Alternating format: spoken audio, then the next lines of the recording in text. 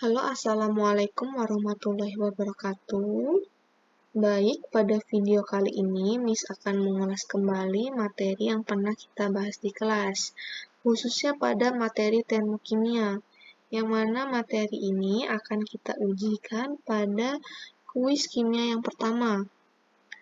Baik, apa saja yang akan kita bahas pada video kali ini, yaitu mengenai penentuan perubahan entalpi reaksi.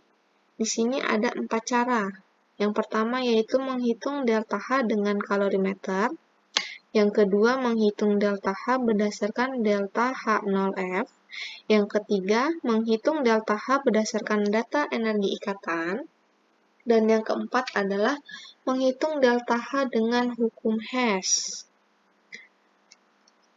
Langsung saja kita bahas untuk cara yang pertama, yaitu menghitung delta H dengan kalorimeter. Perubahan entalpi atau biasa dilambangkan dengan delta H merupakan besar kalor yang dipindahkan dari sistem ke lingkungan ataupun sebaliknya, dengan catatan pada tekanan tetap. Kalor yang dipindahkan akan diserap ataupun dilepaskan. Dalam suatu reaksi dapat dihitung menggunakan kalorimeter. Sedangkan cara penentuan kalor reaksi dengan menggunakan kalorimeter disebut dengan kalorimetri. Kalorimeter merupakan suatu sistem terisolasi. Dengan demikian, semua kalor yang dibebaskan oleh reaksi yang terjadi di dalam kalorimeter tidak ada yang terbuang keluar kalorimeter. Ingat bahwa sistem terisolasi artinya tidak terjadi perubahan materi maupun perubahan energi dari sistem ke lingkungan ataupun dari lingkungan ke sistem. Maka tidak ada kalor yang keluar ataupun terbuang. Terdapat dua jenis kalorimeter, yaitu ada kalorimeter sederhana dan kalorimeter boom. Baik, coba amati gambar yang berada di sebelah kiri ini. Nah, ini adalah gambar dari kalorimeter sederhana yang mana biasa kita gunakan untuk percobaan di sekolah. Kalorimeter sederhana ini dipakai untuk mengukur kalor reaksi yang reaksinya berlangsung dalam fase larutan. Sedangkan coba amati gambar yang berada di sebelah kanan. Nah, ini adalah gambar dari kalorimeter boom. Kalorimeter ini dipakai untuk mengukur kalor reaksi yang reaksinya melibatkan fase gas. Dan biasanya reaksi ini membutuhkan ketelitian yang tinggi. Nah, kalau tadi adalah teori seputar kalorimeter, sekarang kita bahas mengenai perhitungan perubahan entalpi menggunakan kalorimeter. Jadi, setelah kita melakukan percobaan dengan kalorimeter sederhana, kita akan dapatkan perubahan suhu, yaitu dari suhu awal dan suhu akhir, yang mana akan kita gunakan pada perhitungan. Sebelum kita bahas bagaimana rumusnya, kita bahas lebih dahulu materi berikut ini.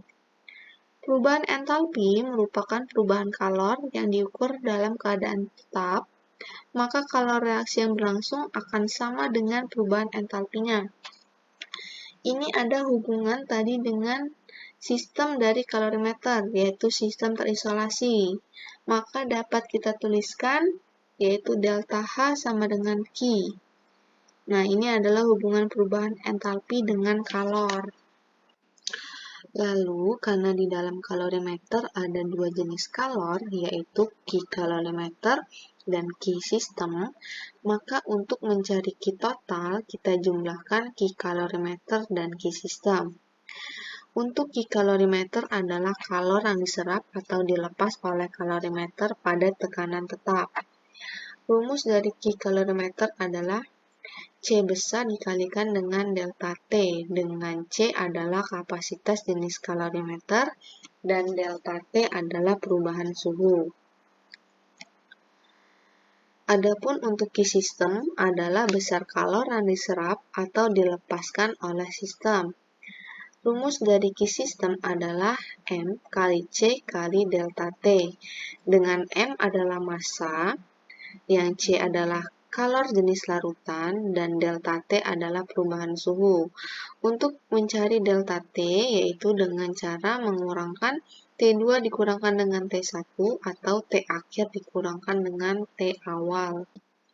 Nah, di sini ada sebuah hubungan antara Ki sistem, Ki kalorimeter, dan Ki larutan.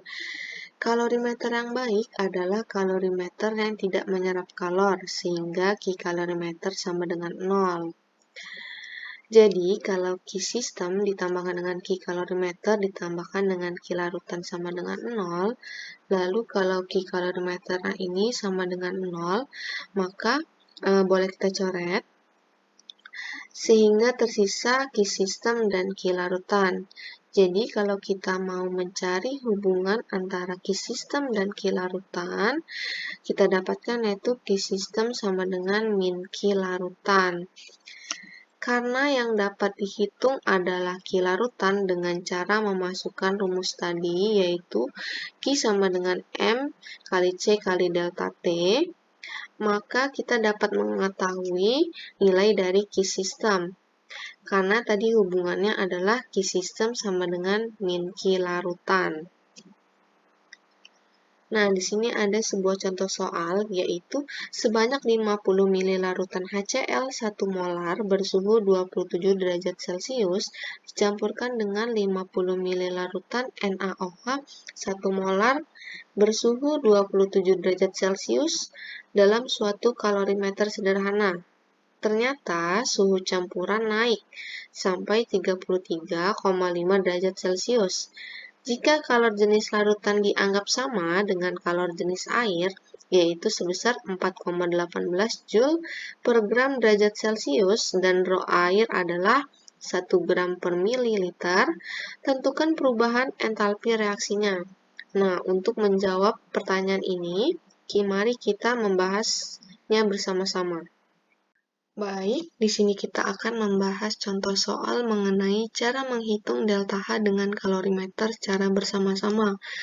Adapun di sini langkah-langkah pengertiannya sudah Miss tuliskan, yaitu untuk langkah yang pertama, kita akan menentukan Ki larutan dengan rumus Ki sama dengan M kali C kali delta T.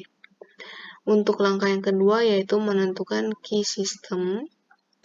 Dan untuk yang ketiga adalah menentukan delta H reaksi. Nanti di sini akan ada hubungannya dengan mol, karena satuan dari delta H ini adalah kilojoule per mol. Baik, kita lanjut ke langkah yang pertama, yaitu kita akan mencari Ki larutannya. Untuk rumus dari Ki larutan adalah Ki larutan sama dengan massa dari larutan dikalikan dengan C larutan, lalu dikalikan dengan delta T. Di soal sudah ada kalor jenis larutan, yaitu dianggap sama dengan air. Di sini untuk kalor jenisnya adalah sebesar 4,18 Joule per gram derajat Celcius. Sekarang kita cari dahulu massa larutannya. Di soal ini belum ada yang satuannya gram ataupun kilogram. Tapi di sini ada volume, yaitu sebesar 50 ml untuk HCl dan 50 ml untuk larutan NaOH. Dan di sini juga ada rho air, yaitu sebesar 1 gram per mili. Nah, apa hubungan volume, rho, dan massa? Yaitu dapat kita tuliskan massa sama dengan rho dikalikan dengan volume. Nah, tadi di soal kita lihat untuk rho-nya tadi sebesar 1 gram per mili dikalikan dengan volumenya, yaitu sebesar 50 mili. Untuk milinya boleh kita coret, sehingga hasilnya adalah 50 gram. Ini untuk massa HCl. Karena volume dari NaOH juga 50 mili, berarti massa dari NaOH juga adalah 50 gram. Maka dapat kita tuliskan massa total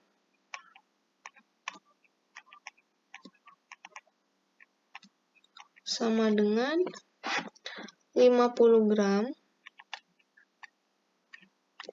ditambahkan dengan 50 gram. Hasilnya adalah 100 gram. Kita sudah punya massa larutan, sekarang kita akan mencari delta T-nya.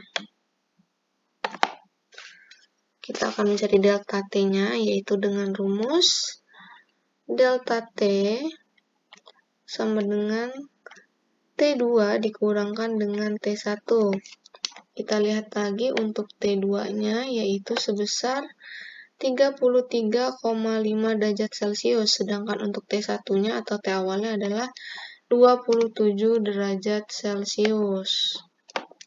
Jadi langsung saja kita kurangkan, yaitu 33,5 derajat Celcius dikurangkan dengan 27 derajat Celcius. Hasilnya adalah 6,5 derajat Celcius. Sekarang kita sudah punya ketiga komponennya, yaitu sudah ada massa, sudah ada kalor jenis, dan sudah ada delta T. Maka kita dapat hitung Q larutannya. Jadi langsung saja kita tulis Q larutan sama dengan 100 gram dari massa total ya, dikalikan dengan 4,18. Ini adalah kalor jenisnya per gram derajat Celcius, lalu dikalikan dengan delta T-nya, yaitu sebesar 6,5 derajat Celcius. Sehingga hasilnya adalah 2717 Joule. Kita lanjut ke langkah yang kedua, yaitu menentukan Q system. Tadi hubungannya adalah Q system, kita tuliskan ya di sebelah sini. Q system hubungannya adalah dengan min Q larutan. Berarti hasilnya adalah minus 2717 Joule.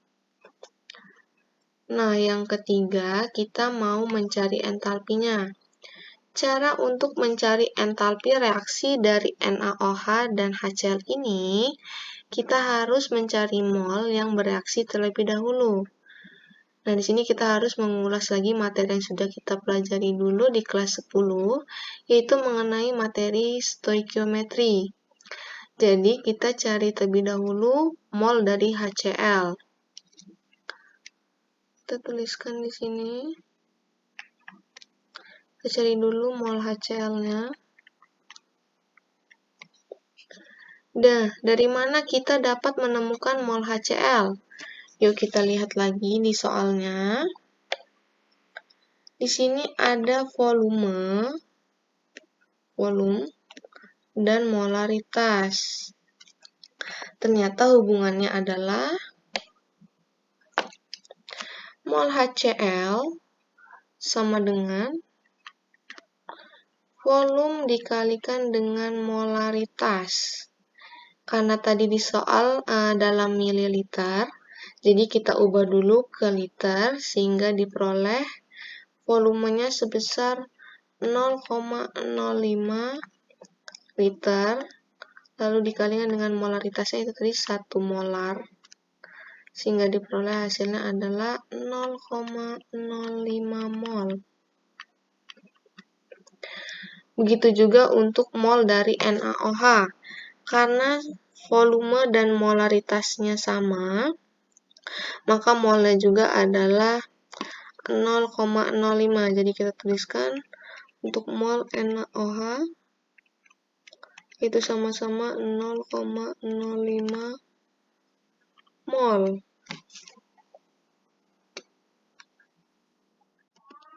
Selanjutnya, kita tuliskan reaksi yang terjadi pada soal berikut ini. Jadi tadi NaOH direaksikan dengan HCl, maka akan menghasilkan NaCl plus H2O. Kita tuliskan di sini mula-mula, bereaksi, dan setimbang. Untuk mula-mula dari NaOH yaitu sebesar 0,05 mol. Begitu pula dengan yang HCl yaitu 0,05 mol. Untuk NaCl dan H2O ini belum ada dikarenakan produk belum ada pada mula-mula. Sekarang kita harus mencari reaksi pembatasnya. Jadi, mol yang ada di mula-mula itu dibagi dengan koefisien yang ada. Mana yang paling kecil itulah yang menjadi reaksi pembatasnya. Karena di sini nilainya sama-sama 0,05, maka NaOH di sini kita tuliskan 0,05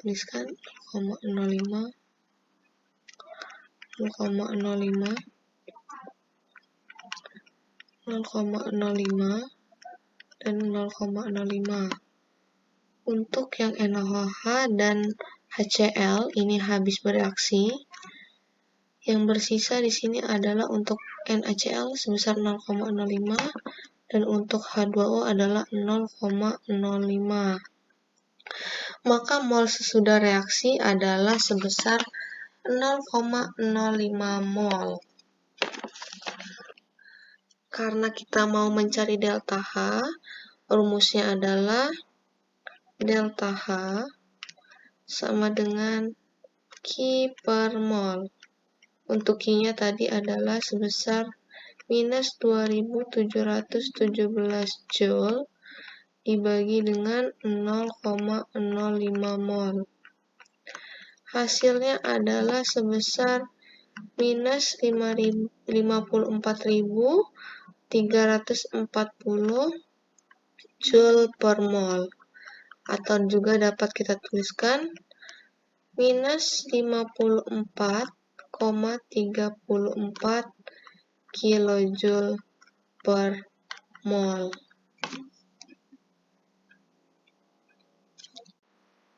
Kita lanjut ke penentuan entalpi reaksi yang kedua, yaitu menghitung delta H berdasarkan delta HF0 atau entalpi pembentukan standar.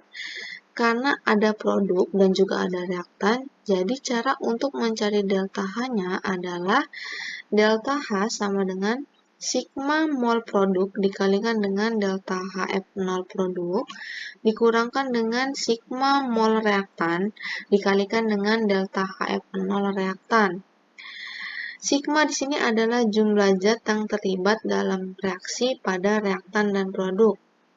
Jika nanti produknya ada 2 senyawa, maka dua-duanya harus kita jumlahkan. Begitu pula dengan reaktannya. Apabila pada reaktan terdapat 2 ataupun 3 senyawa, maka harus kita jumlahkan terlebih dahulu. Nah, ingat bahwa mol di sini adalah koefisien. Karena hubungan mol itu adalah sama dengan koefisien. Karena kita menggunakan delta HF, yang artinya itu sudah ada angkanya atau nilainya pada tabel, maka di sini sudah Miss berikan tabelnya. Jadi ada beberapa zat tunggal di sini seperti H2 memiliki delta H0F sebesar 0 dan lain sebagainya.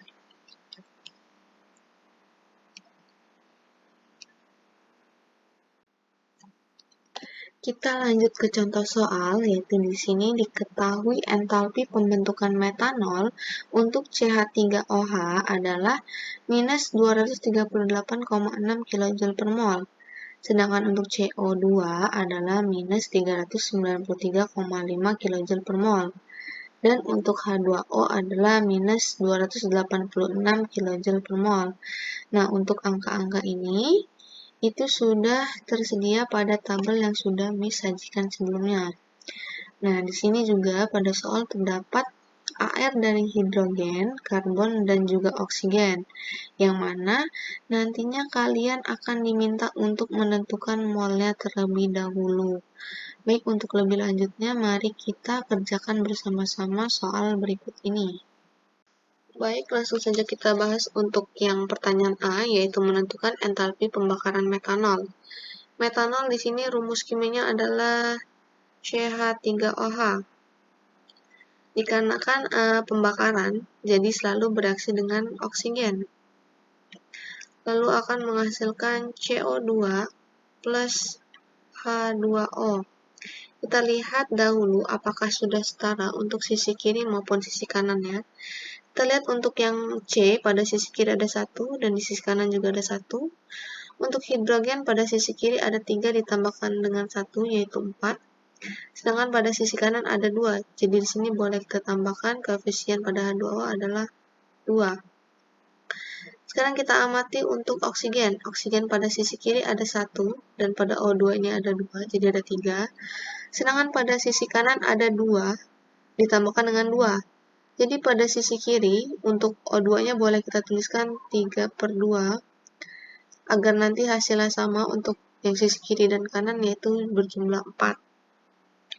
Lalu karena diminta untuk menghitung delta H, jadi rumusnya adalah delta H sama dengan sigma atau jumlah delta HF0 produk dikurangkan dengan sigma delta HF0 reaktan. Untuk produknya di sini adalah CO2 dengan H2O, sedangkan untuk reaktannya adalah CH3OH dengan O2. Jadi boleh kita tuliskan langsung, yaitu delta HF0 dari CO2, karena CO2 ini hanya koefisiennya 1, jadi kita tuliskan begini, ditambahkan dengan 2, dikalikan dengan delta HF0 H2O. H2O di sini koefisiennya 2, jadi harus kita kalikan 2 delta HF-nya. Lalu kita kurangkan dengan reaktan. Dikarenakan pada tabel yang sebelumnya sudah disajikan, itu untuk delta HF dari O2 itu bernilai 0, jadi boleh saja kita tidak tuliskan. Jadi kita tuliskan untuk delta HF dari CH3OH saja.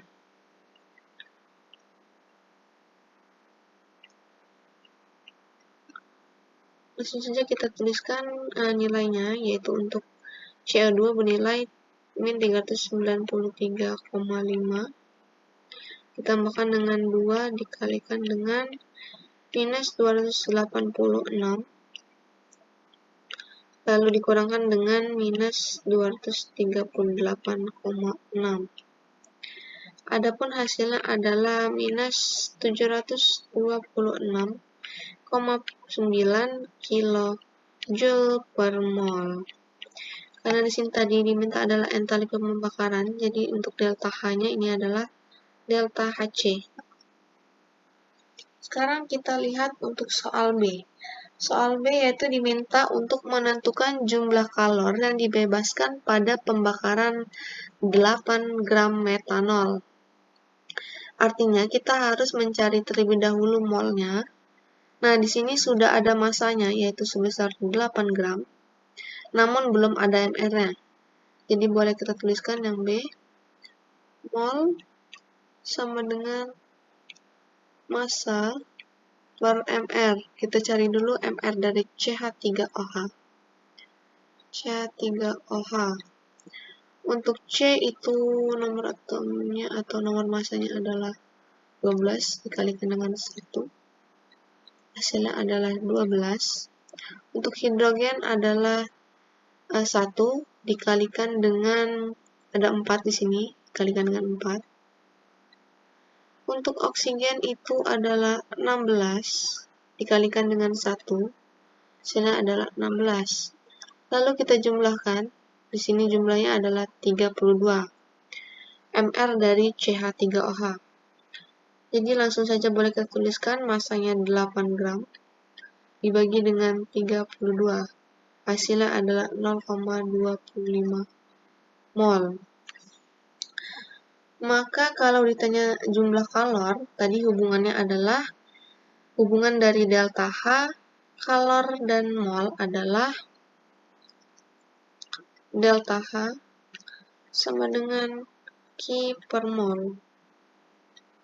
Untuk jika yang ditanya Q-nya atau kalornya, berarti Q sama dengan delta H dikalikan dengan mol. Delta H-nya yaitu bernilai minus 726,9 kJ per mol dikalikan dengan molnya yaitu 0,25 mol, sehingga diperoleh hasilnya adalah minus 181,725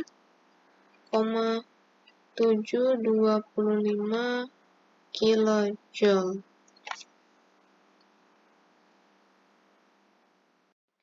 Kita lanjut ke penentuan entalpi reaksi yang ketiga, yaitu menghitung delta H berdasarkan data energi ikatan. Di kelas 10, kita sudah pernah mempelajari materi ikatan kovalen, di mana untuk memutuskan suatu ikatan kovalen itu diperlukan suatu energi, sedangkan untuk membentuk ikatan akan dihasilkan energi.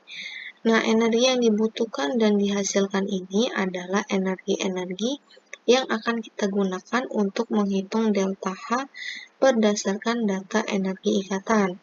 Tadi ada dua tahap, yaitu pemutusan ikatan pada reaksi atau reaktan, dan yang kedua adalah pembentukan ikatan pada produk.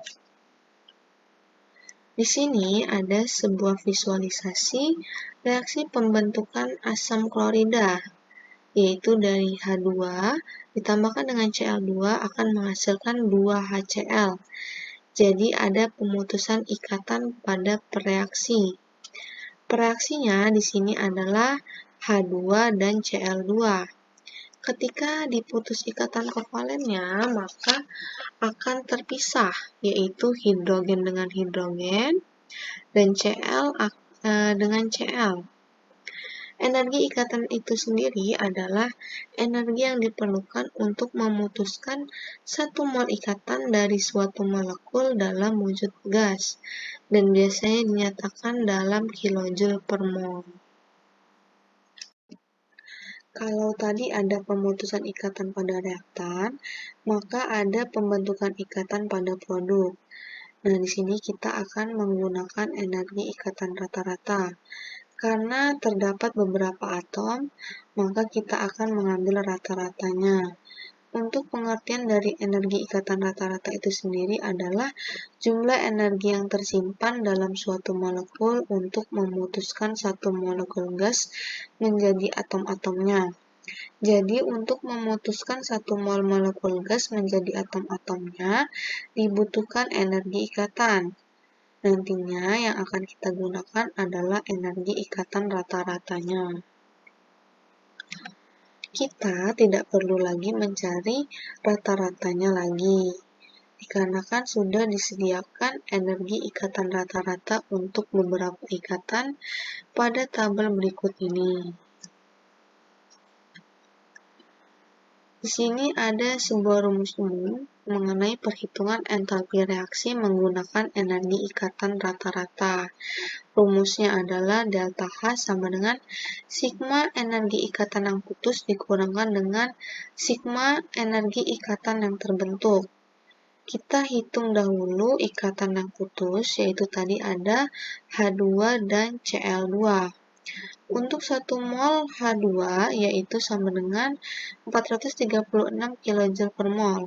Sedangkan untuk 1 mol Cl2 adalah 242 kJ per mol. Kemudian kita jumlahkan, yaitu 436 ditambahkan dengan 242, hasilnya adalah 678 kJ per mol. Sekarang kita akan menghitung untuk energi ikatan yang terbentuk. Ada 2 mol HCl. Karena ada 2 mol, jadi nilai dari 431 ini kan tadi hanya untuk 1 mol saja, jadi harus kita kalikan 2. Hasilnya adalah 862 kJ per mol. Sehingga diperoleh delta H-nya adalah tadi sigma ikatan yang putus dikurangkan dengan sigma ikatan yang terbentuk. Hasilnya adalah minus 184 kJ per mol. Ternyata delta H reaksinya bertanda negatif, yang artinya ikatan dalam produk lebih kuat dibandingkan ikatan dalam reaktan. Begitu pula sebaliknya. Jika delta H reaksi bertanda positif, berarti ikatan dalam reaktan lebih kuat dibandingkan dengan ikatan dalam produk.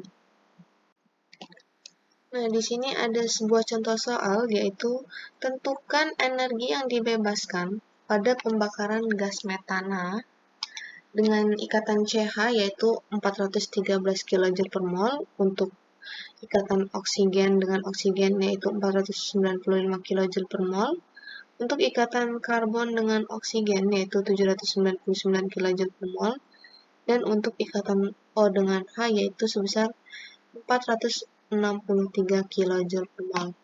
Nah, di sini untuk langkah pengerjaannya adalah kita menuliskan reaksinya terlebih dahulu. Untuk metana itu adalah CH4.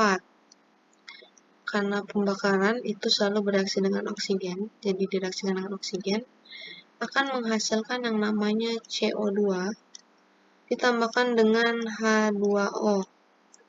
Lalu kita lihat terlebih dahulu apakah sisi kiri dan sisi kanan ini sudah setara. Kita lihat untuk sisi kiri C-nya ada 1 dan di sisi kanan juga ada 1. Sekarang kita lihat hidrogennya. Hidrogen pada sisi kiri itu ada 4. Sedangkan pada sisi kanan yaitu ada 2, sehingga di sini boleh kita tuliskan di depan H2O koefisiennya 2, sehingga jumlahnya akan sama-sama 4. Sekarang kita amati untuk oksigennya. Oksigennya pada sisi kiri ada 2, sedangkan pada sisi kanan itu ada 2 ditambah 2 yaitu 4. Jadi untuk sisi kiri kita tambahkan koefisien di depan oksigen yaitu 2O2. Nah, di sini persamaan reaksinya sudah setara. Selanjutnya kita gambarkan kerangkanya. Kerangkanya di sini kita gambarkan.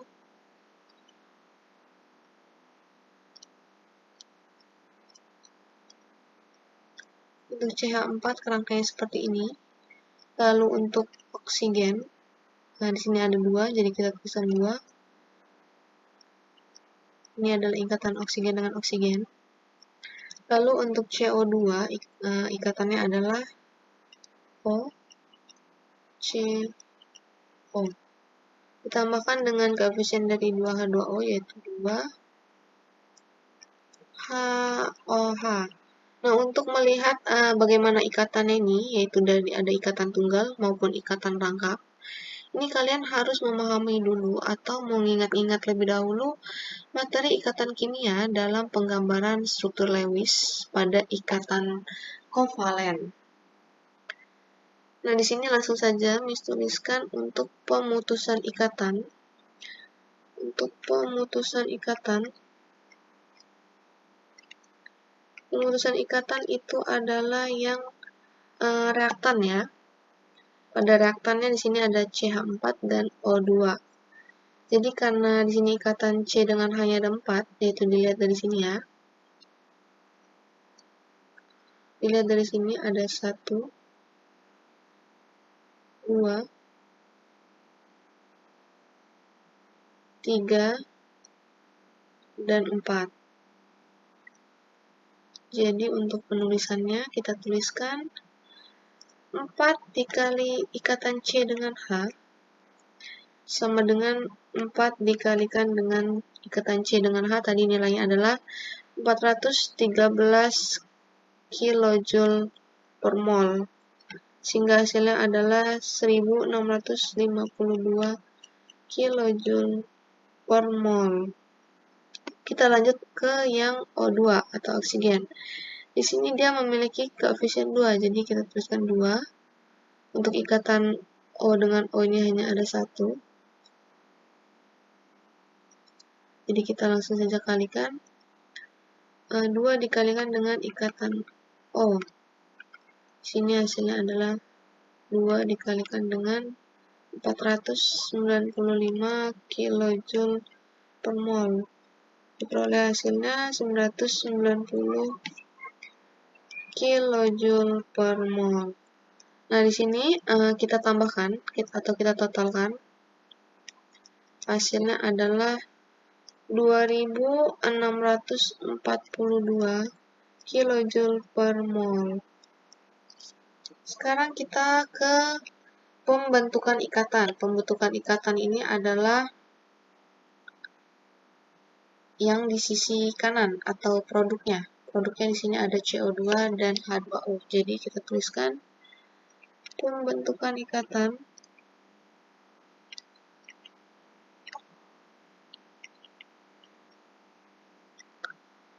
karena ikatan C dengan O-nya di sini ada 2. Ini 1 dan ini 2. Jadi kita tuliskan di sini 2 dikalikan dengan C itu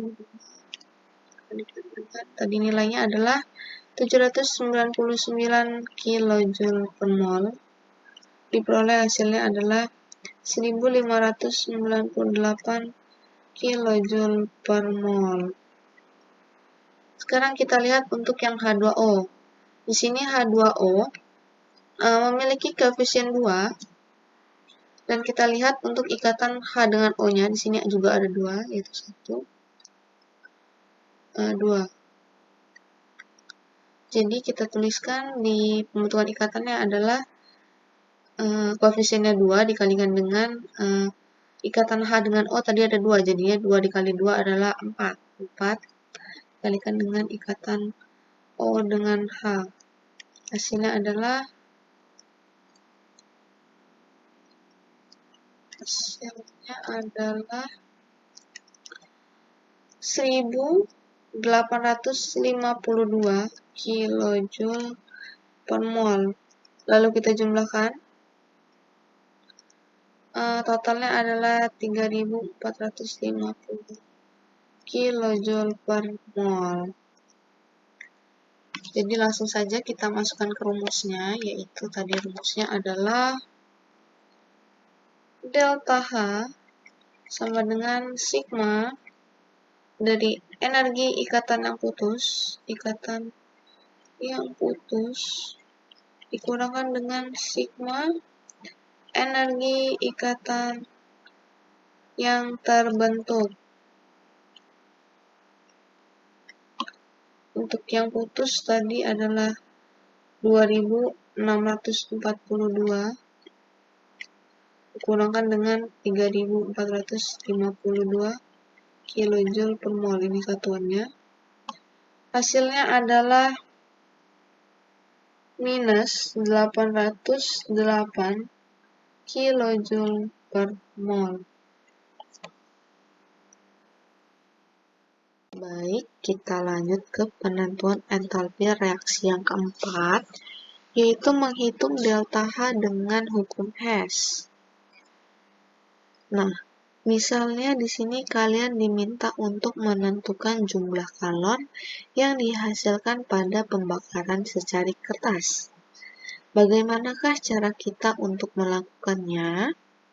Jika kalor reaksi dapat ditentukan melalui percobaan, yaitu dengan kalorimeter, namun penentuan kalor reaksi melalui suatu percobaan bukanlah suatu pekerjaan yang mudah.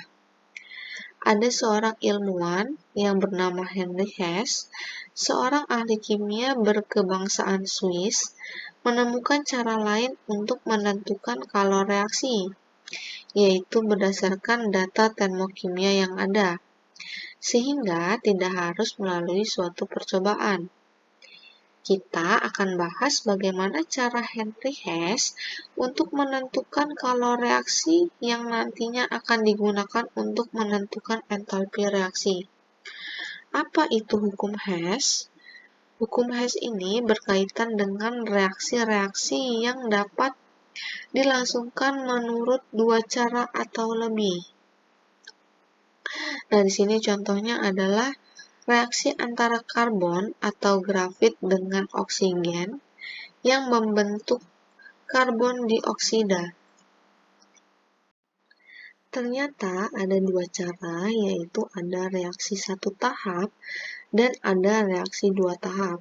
Nah, kita bahas terlebih dahulu cara yang pertama, yaitu reaksi satu tahap. Di sini kita akan mereaksikan sebanyak 1 mol karbon dengan 1 mol oksigen, sehingga akan membentuk 1 mol karbon dioksida. Nah, adapun reaksinya sebagai berikut ini, dan langsung dihasilkan karbon dioksida.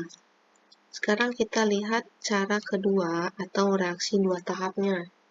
Kita amati pada tahap yang pertama, yaitu sebanyak 1 mol karbon, mula-mula direaksikan dengan setengah mol oksigen, sehingga terbentuk 1 mol karbon monoksida. Nah, pada tahap pertama ini dihasilkan terlebih dahulu karbon monoksida. Lalu, pada tahap kedua, gas karbon monoksida yang terbentuk pada reaksi tahap 1 direaksikan dengan mol oksigen yang tersisa, sehingga terbentuk 1 mol karbon dioksida. Adapun reaksinya sebagai berikut ini, yaitu CO ditambahkan dengan setengah O2 akan menghasilkan CO2 atau karbon dioksida. Ternyata Hess mendapatkan sebuah kesimpulan, yaitu kalau reaksi hanya tergantung pada keadaan awal dan keadaan akhir, tidak pada lintasannya. Kalau reaksi total sama dengan jumlah kalor tahap-tahap reaksinya, sehingga hukum Hess ini dapat disebut juga dengan hukum pertambahan kalor. Hukum Hess dapat digunakan dalam bentuk diagram siklus atau diagram tingkat energi. Di sini ada sebuah reaksi pembentukan karbon dioksida yang sebelumnya sudah kita bahas. Nah, kita amati terlebih dahulu yang reaksi satu tahap, yaitu pada keadaan awal C atau grafit ditambahkan dengan O2 akan langsung menghasilkan CO2. Adapun delta H-nya atau kalornya adalah minus 394 kJ. Sedangkan sekarang kita lihat untuk reaksi yang dua tahap. Yang awalnya adalah karbon ditambahkan dengan setengah O2 akan menghasilkan CO. Kemudian CO yang dihasilkan pada tahap 1 akan direaksikan kembali dengan sisa dari mol oksigen, yaitu setengah O2 yang akan menghasilkan CO2. Di sini untuk delta H pada tahap yang pertama yaitu minus 111, sedangkan untuk tahap yang kedua adalah minus 286. Nah, di sini menurut hukum Hess, untuk reaksi satu tahap maupun reaksi dua tahap, ketika kalora ditambahkan akan menghasilkan hasil yang sama, yaitu karena menurut hukum Hess, ia hanya tergantung pada keadaan awal dan keadaan akhir saja, yaitu dapat disimpulkan bahwa pada reaksi pembentukan karbon dioksida, kalor yang dibutuhkan adalah sebesar minus 394 kJ. Kalau tadi kita perhatikan diagram siklus energi, sekarang coba perhatikan diagram tingkat energi pada hukum Hess untuk reaksi pembentukan karbon dioksida. Nah, kita amati dulu untuk reaksi yang dua tahap. Pada reaksi yang dua tahap, untuk tahap yang pertama yaitu karbon ketika direaksikan dengan setengah O2 akan menghasilkan CO, di mana membutuhkan kalor sebesar minus 111 kJ. Lalu, karbon monoksida yang dihasilkan pada tahap 1 akan direaksikan kembali dengan setengah O2 dari sisa oksigen pada tahap 1, lalu akan menghasilkan CO2, yang mana membutuhkan kalor sebesar minus 283 kJ.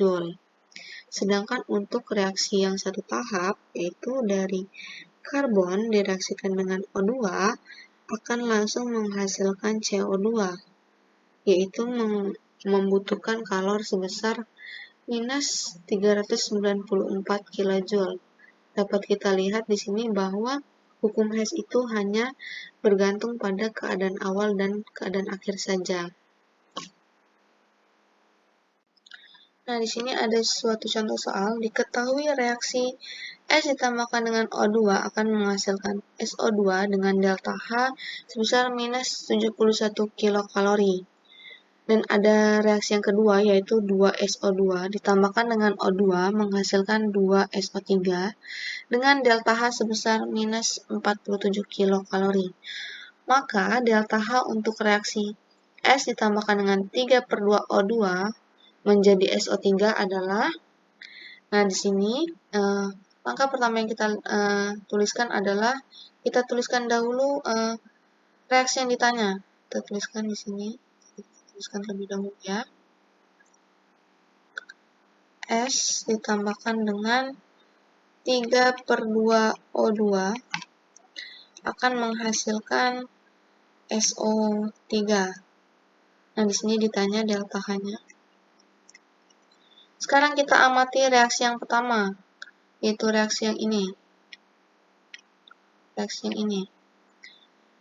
Untuk reaktan dan produknya, kita lihat molekul maupun senyawanya yang penempatannya sama dengan reaksi yang ditanya, yaitu yang ini, reaksi yang ditanya, itu adalah sudah sama ya, S-nya dan oksigennya sama-sama di sisi kiri. Jadi untuk reaksi yang pertama boleh langsung kita tuliskan, yaitu S ditambahkan dengan O2 akan menghasilkan SO2. Karena delta H-nya tidak berubah, jadi kita tuliskan saja minus 71 kilokalori. Sekarang kita amati reaksi yang kedua, yaitu reaksi yang ini. Kita amati untuk reaktan, molekul pada reaktan maupun produk, apakah untuk penempatannya sudah sama dengan reaksi yang ditanya. Nah, sudah sama ya, sehingga boleh langsung kita tuliskan. Namun, pada reaksi yang ditanya, untuk SO3-nya itu hanya satu. Di sini hanya satu yang dibutuhkan. Sedangkan pada reaksi 2, di sini jumlah SO3-nya ada 2. Jadi untuk reaksi kedua ini, kita bagi 2. 2SO2 dibagi 2 jadinya SO2. Ditambahkan dengan O2 dibagi 2 adalah setengah O2. Untuk 2SO3 dibagi 2 adalah SO3. Untuk delta H-nya juga kita bagi menjadi 2, yaitu sebesar minus 23,5 kilokalori. Sini kita tambahkan bentuknya. Kita lihat sekarang untuk molekul-molekul atau senyawa yang sama namun penempatan yang berbeda. Di sini ada SO2 di sisi kiri dan ada SO2 di sisi kanan. Karena molekul atau senyawa ini sama, boleh kita hilangkan atau kita coret. Nah, untuk sisanya, boleh langsung kita tuliskan ke bawah. S ditambahkan jadi S. Lalu O2 ditambahkan dengan setengah O2 adalah 3/2. Dan untuk SO3 langsung kita tulis di bawah, SO3. Nah, ini sudah sama dengan yang diminta, yaitu S ditambahkan dengan 3/2O2 menghasilkan SO3. Sekarang kita tinggal mencari delta H-nya, yaitu menambahkan minus 71 kilokalori ditambahkan dengan minus 23,5 kilokalori. Diperoleh hasilnya adalah minus 94,5 kilokalori. Nah, hasilnya adalah, ini jawabannya adalah yang B.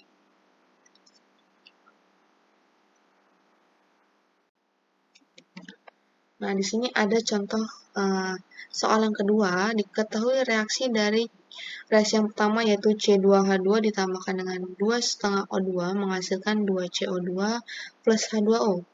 Dan reaksi yang kedua yaitu C2H2 ditambahkan dengan H2 menjadi C2H4. Adapun reaksi yang ketiga yaitu 2H2 ditambahkan dengan O2 menghasilkan 2H2O.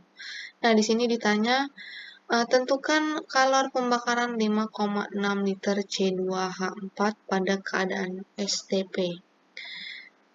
Jadi kita tuliskan terlebih dahulu reaksi pembakaran dari C2H4.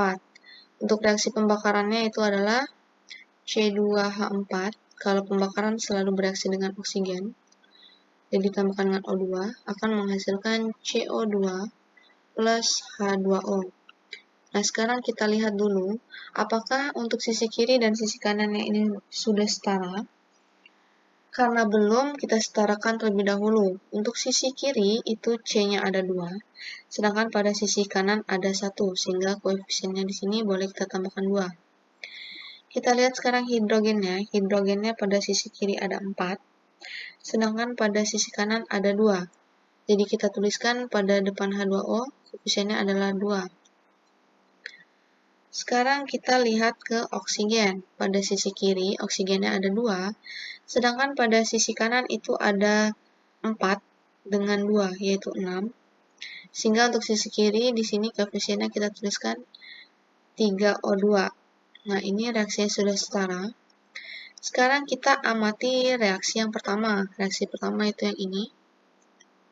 Kita lihat untuk molekul-molekulnya, apakah penempatannya sudah sama seperti pada reaksi yang ditanya ini. Kita lihat sudah sama ya, untuk oksigen atau O2 itu sama-sama berada di sebelah kiri. Sedangkan untuk CO2 dan H2O itu juga sudah sama-sama berada di sebelah kanan. Jadi untuk reaksi yang pertama langsung saja kita tuliskan C2H2 ditambahkan dengan 2,5 O2, ini boleh dituliskan 5/2 O2 akan menghasilkan 2 CO2 ditambahkan dengan 2 H2O.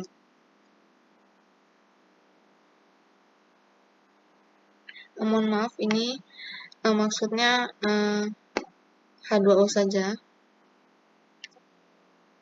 Jadi 2 CO2 ditambahkan dengan H2O. Untuk delta H-nya, karena tidak dibagi maupun dikali, sehingga delta H-nya akan tetap, yaitu sebesar min 1305 kJ. Sekarang kita amati untuk reaksi yang kedua. Reaksi yang kedua ini kita lihat, reaksi yang kedua. Apakah molekul-molekul dan senyawanya itu penempatannya sudah sama dengan reaksi yang ditanya? Kita lihat ternyata penempatannya itu berkebalikan. Untuk CH4-nya yang diminta adalah di sebelah kiri. Namun di sini pada reaksi 2, C2H4-nya itu berada di sebelah kanan, sehingga kita balik saja reaksinya, yaitu C2H4-nya menjadi di sebelah kiri, lalu menghasilkan C2H2 tambahkan dengan H2. Untuk delta H-nya pada reaksi 2, di awal itu delta H-nya bernilai negatif. Sedangkan karena reaksinya dibalik, yaitu produk menjadi reaktan dan reaktan menjadi produk, oleh karena itu delta H-nya akan bernilai positif atau berkebalikan. Tadi negatif, maka nilainya akan menjadi positif 174 kJ. Sekarang kita lihat untuk reaksi yang ketiga. Reaksi yang ketiga itu yang ini.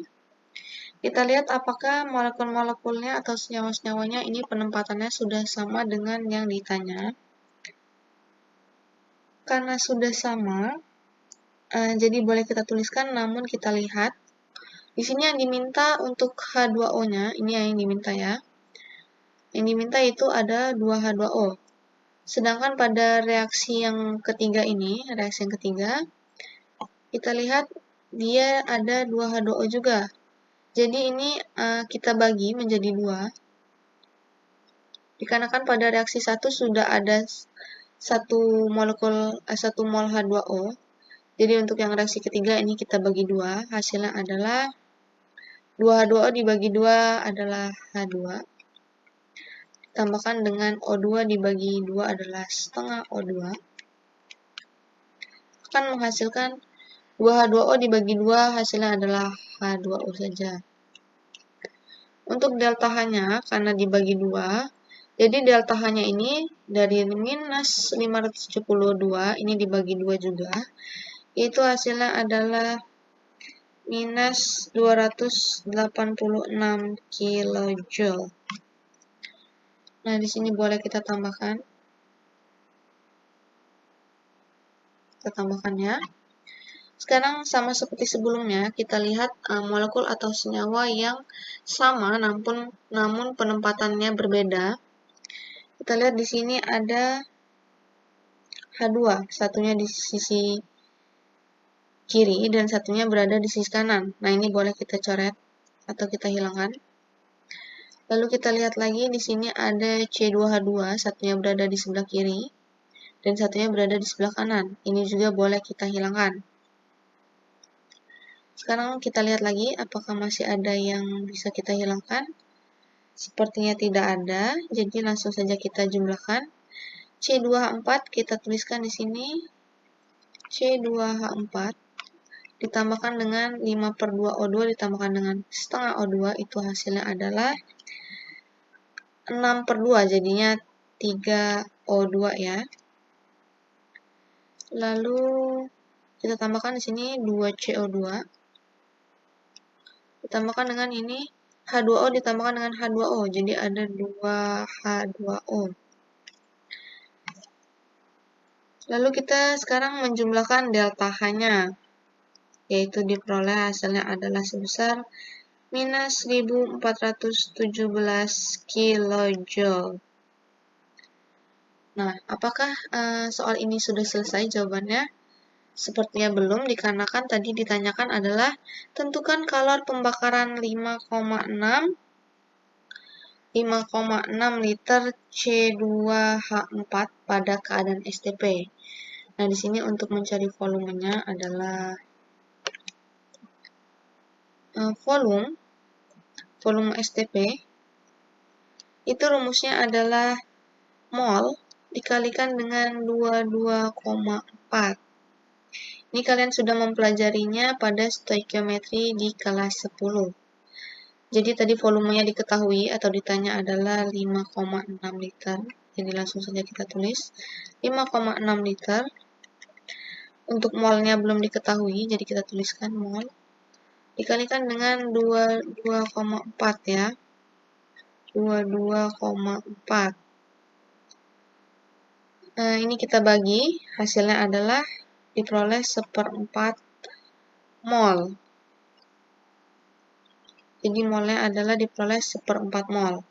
Karena tadi kita lihat pada yang ditanya ini, pada C2H4 ini koefisiennya 1. Nah, karena koefisiennya 1, ini dinamakan dengan 1 mol. Jadi yang sudah kita peroleh yaitu 1/4 mol. Ini kita bagi dengan 1 mol milik C2H4. Lalu dikalikan dengan delta H-nya. Delta H-nya di sini adalah sebesar minus 1417 kilojoule. Sehingga diperoleh hasilnya adalah minus 354,25 kilojoule.